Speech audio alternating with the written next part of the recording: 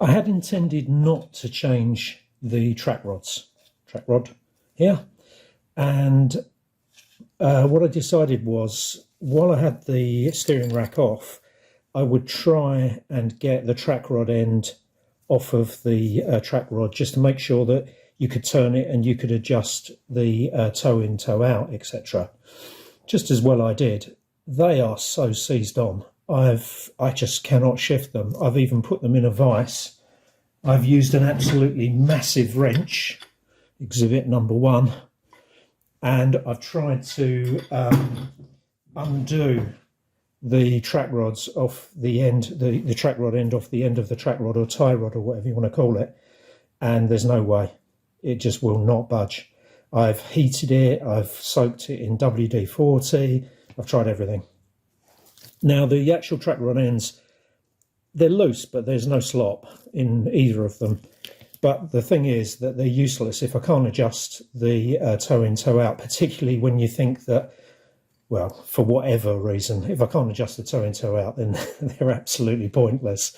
It's going to be made doubly worse, of course, because I've got the M3 lower control arms, which will make the camber more steep, and obviously that's going to affect the toe in, toe out.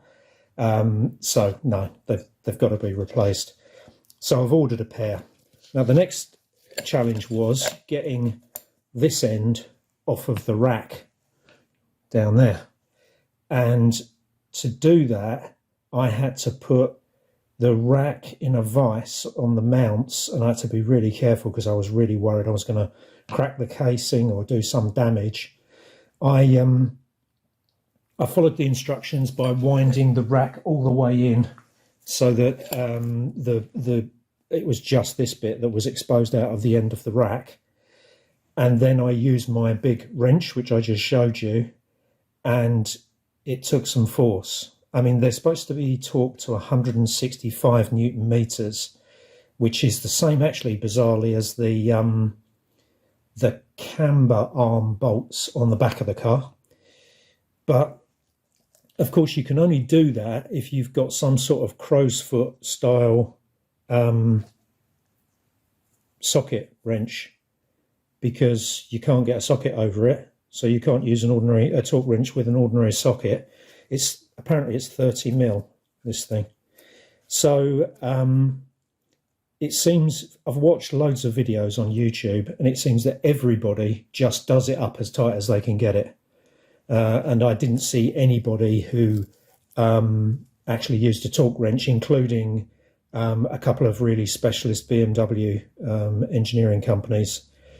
One thing I've noticed on this, and it may be just the perspective, it looks to me as though there's a slight kink there. It looks as though that comes out like that and then kicks out to one side. Yeah, I think that's bent at that point. Huh. Okay, well, just as well I'm replacing it, I guess.